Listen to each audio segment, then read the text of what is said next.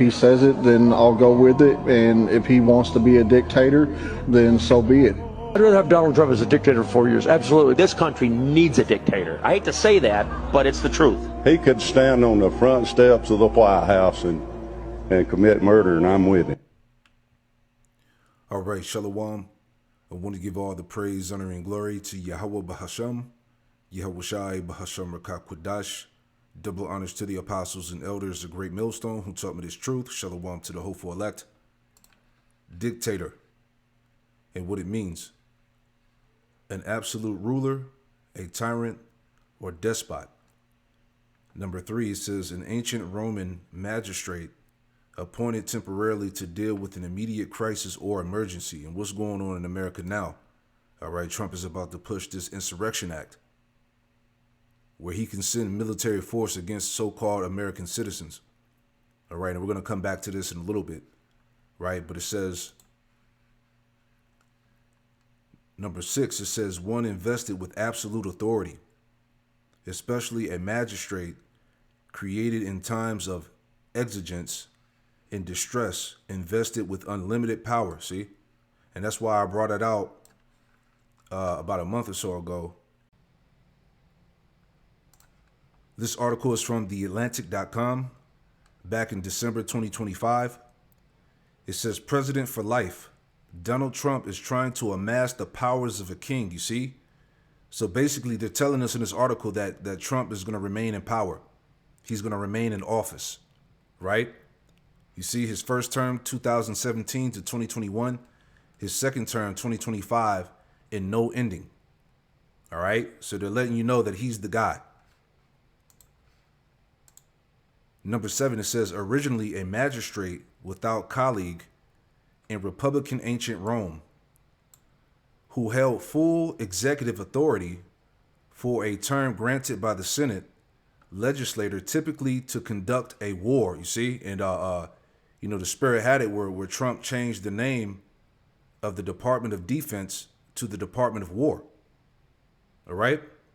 Number 8, it says a totalitarian leader of a country, nation, or government, man. So he's definitely that guy, man. All right? And I just want to make a quick point before we get into the heart of the lesson here, right? This caught my attention the other day. So this is 1 John 2 and 18. And it reads, it says, little children, it is the last time, as you have heard, the anti-Messiah shall come, or Antichrist shall come. Even now are there many anti-Messiahs or Antichrists, whereby we know that it is the last time. All right, so check this out in the lexicon, right? Under the word Antichrist. All right. Strong's G 500. Antichritos. Antichritos. It says the adversary of the Messiah. Now let's check this out at the bottom here, just to make my point, okay? So it says right here, it says, for Paul teaches that the Antichrist will be an individual man of the very worst character, instigated by the devil to try to palm himself off as God. 2 Thessalonians 2, 3 through 10. The author of the Apocalypse discovers the power of Antichrist in the sway of Imperial Rome and his person in the Emperor Nero, soon to return from the dead. All right. So I thought that was kind of heavy, because are they trying to say that the Emperor Nero is back in the reincarnation? Okay. Is Nero back ruling in the last days? You know, because all of these articles that have came out that speak about the Emperor Nero all tie back to Trump. You see? You know, and we've been saying that Trump is Nero coming back. You know, so everything is spiritual. You see? But anyway, I want to get into the main point of this lesson here. All right, I just wanted to land back off the information that Elder Apostle Gabar had brought out in his lesson, going into the internal implosion, which was pretty much a response to the lesson that I had did. Okay, but he brought out this video here, and I got it pulled up here, entitled G. Edward Griffin, the capitalist conspiracy and inside view of international banking, 1973. All right. So the point I want to make in this lesson here is that they're executing the plan or the play right in your face. All right. And I want to get into that here. So let's play the video. Right. And we'll make that point. After a man has far more money than he possibly can spend for pleasures, what is left to excite him? For those with a ruling class mentality, the answer is power, raw power over other human beings. Money can buy such power only to a point. Beyond that, politics is the sport, and world politics is the ultimate game. For the purposes of this presentation, we have referred to those in the international power structure as capitalists. But these men are not really capitalists in the classical sense. They are merely rich socialists. They have gained their vast wealth not through honest competition and free enterprise, but by political influence and favoritism, the granting of government protection to eliminate competition, and by gigantic fraud of the money system, backed by government force. These men are striving to create a world superstate, with the expectation that from behind the scenes they will be the ones who will rule.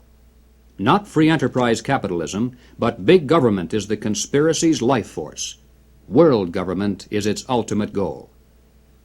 But what is the best way to sell big government and then world government to a people like ours, historically devoted to an independent republic of limited powers? The answer is simple.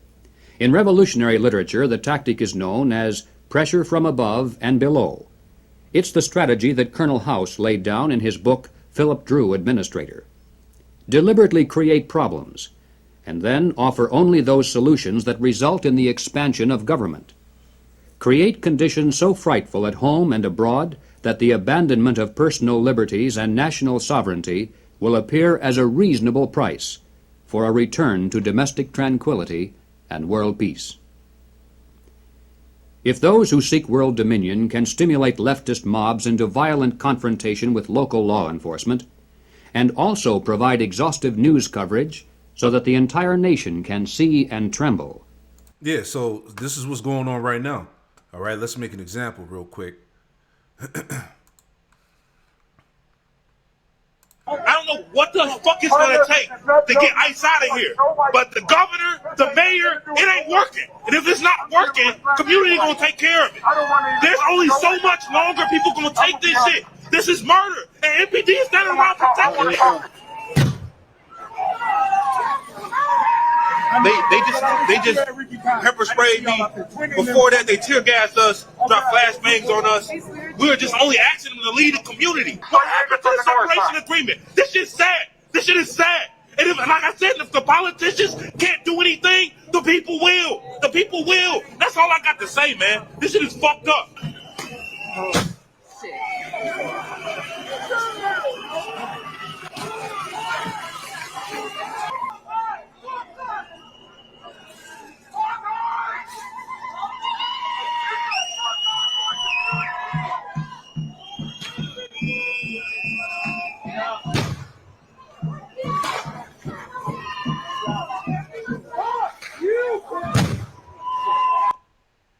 Yeah, so this is the play right here. All right, it's happening. As we were just listening to in this video real quick, right? This is Proverbs 4:16. It says, "For they sleep not, except they have done mischief, and their sleep is taken away unless they cause some to fall." Verse 17, "For they eat the bread of wickedness and drink the wine of violence." And this is the so-called white man, Esau, man. This is exactly what they're doing right here. All right, let's play some more. Then the peaceful and freedom-loving majority can be programmed to accept a vast expansion of government powers and even a national police force, offered supposedly to end the violence.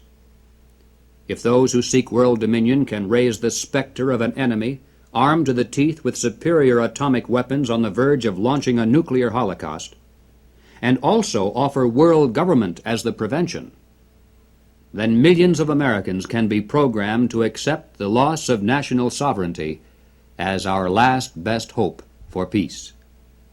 This is the meaning of pressure from above and below. To put over police-state measures at home, they need chaos, crime, and anarchy in the streets. To sell the idea of world government, they need the constant threat of nuclear war.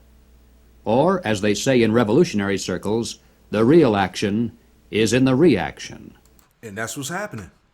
Okay? Real fast, Isaiah 32:5. This is in the NLT.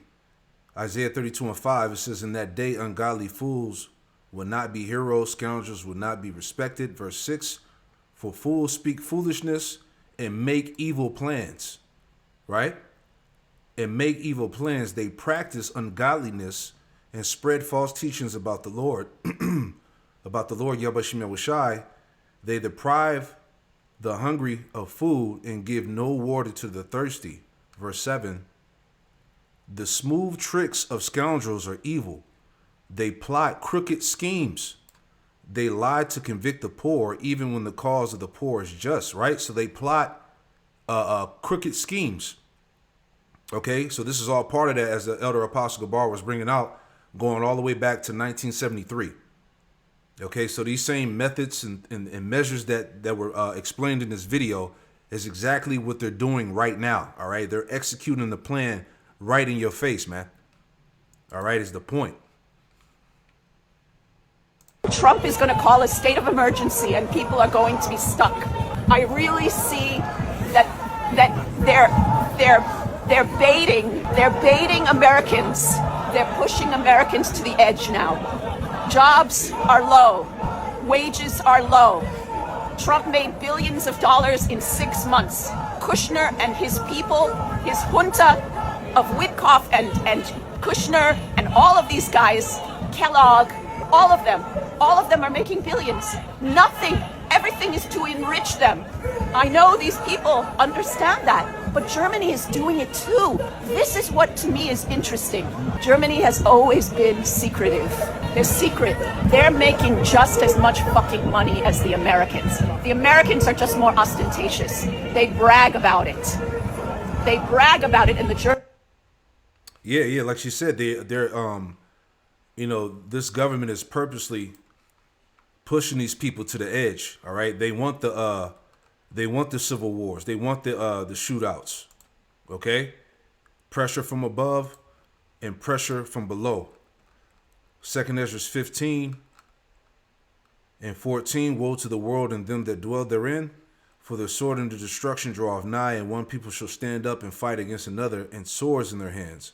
For there should be sedition among men, and invading one another. They should not regard their kings nor princes, and the course of their actions shall stand in their power." Right? So this is what she was saying. All right, these people are getting pushed to the edge. They want the reaction so they can be justified, and they're bringing this Insurrection Act. Right? This is from military.com. Insurrection Act, how it's been used and what Trump wants to do with it. Right? So let's play this video. All right, this guy breaks it down here.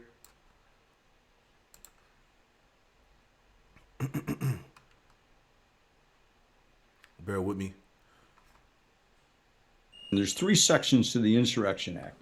The first section says, if the governor requests the assistance of federal troops, the president may deploy them. The second one, and I want to get the language just so I don't say it wrong. The second section of the Insurrection Act says that the president can deploy federal troops even against the state's wishes in order to, quote, enforce the laws or to suppress rebellion against the U.S. government. There is no question that the President of the United States can use the Insurrection Act as legal authority to call out National Guard troops. The last time this was done was in 1992 by George Herbert Walker Bush because of the riots in L.A. The second question, though, is what can they do once they're there? And my response is they can't do very much because they cannot engage in law enforcement. There you go. So he has the ability to send the military on the people. All right. And right here at the bottom, it says federal forces typically are called to quell widespread violence that has broken out on the local level. Before Washington's involvement, when local authorities asked for help, it says when presidents acted without local request, it was usually to enforce the rights of individuals who were being threatened or not protected by the state or local governments. Excuse me. It says a third scenario is an outright insurrection, like the Confederacy during the Civil War. Experts in the constitutional and military law say none of that clearly applies in Minneapolis, right? Because it's turning up out there, man. Okay? And we ain't got to read the rest of that. We know what's going on, right? Here's some more. Right? This is Psalm 140 because, hey, they're getting ready to push this thing, man. All right?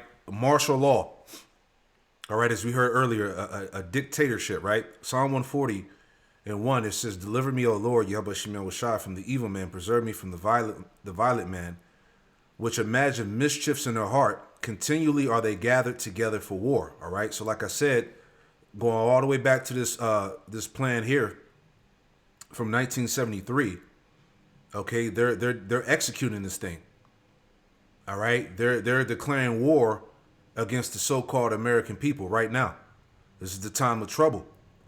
Jacob's trouble, right? They have sharpened their tongues like a serpent, adder's poison is under the lips. Salah. Keep me, O Lord, Yahweh Shemel Shai, from the hands of the wicked. Preserve me from the violent man who have proposed to overthrow my goings. The proud have hid a snare for me, in cords they have spread a net by the wayside. They have set gins for me. Salah. All right. So part of the traps, okay, is this Insurrection Act. All right, and this ICE force is a small, basically like a small military within itself. All right, and they're all about, whatever Trump says. All right, Trump's Gustavo. Okay, these far right right wingers, the Triple K, the Proud Boys, ex cops, military, they all up in there, man. And they're ready to come down with the sword upon the people. All right? So continually in his heart are they gathered for war, It says, verse 7, O power Yahweh Shemel Shai. Verse 6, Psalm 140 and 6. I said unto the Lord, Yahweh Shemel Shai, thou art my power. Hear the voice of my supplications, O Lord, Yahweh Shemel Shai.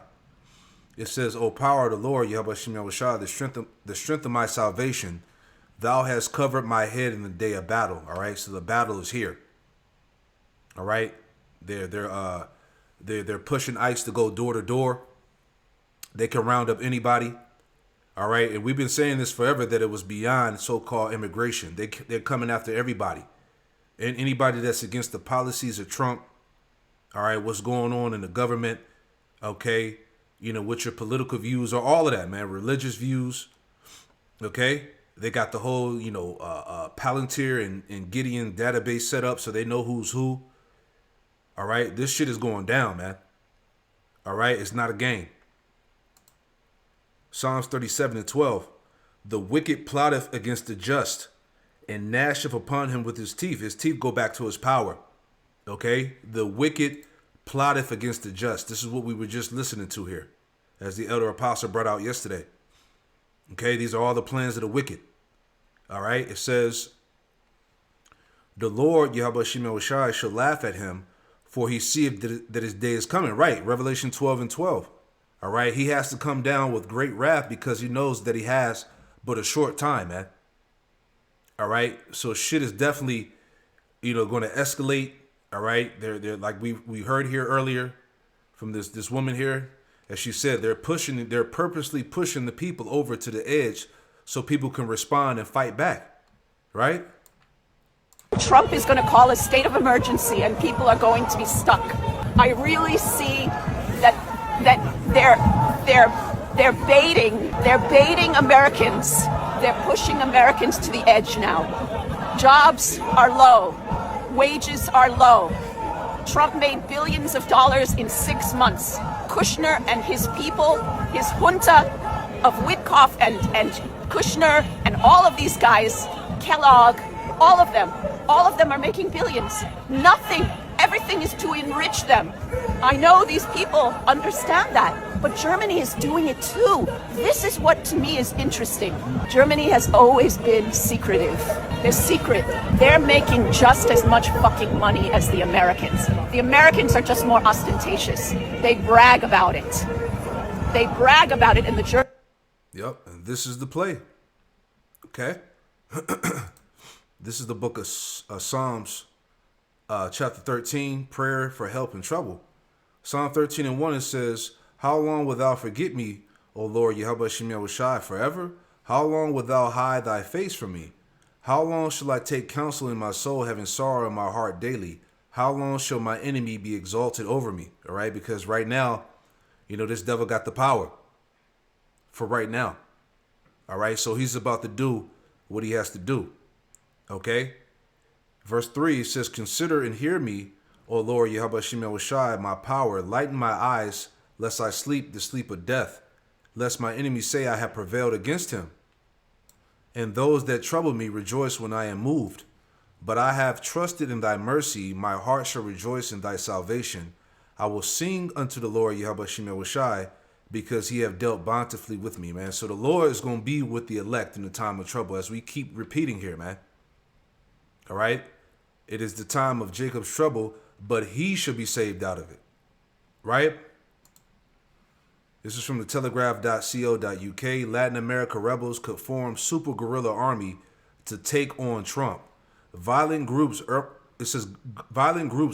to join forces and fight enemies of the greater homeland. You see that? So people are standing up. Okay? As he said, you know, he was planning on taking over the Western Hemisphere, all of Latin America. All right? So there's going to be some type of resistance, man. So shit is about to get super ugly, man. All right? A lot of blood, a lot of chaos in the streets, man. Okay? 2nd Ezra 16, and we'll wrap it up with that. I just wanted to make the point that, again, they are executing the plan, the play, right in your face, man. Okay? 2nd Ezra 16. Let's go there. Straight to the point. 2nd Ezra 16 and 18, it says, the beginning of sorrows and great mournings, the beginning of famine and great death, the beginning of wars, and the power shall stand in fear, the beginning of evils. What shall I do when these evils shall come? See that? So it's going down, man. Brace for impact. Shalom.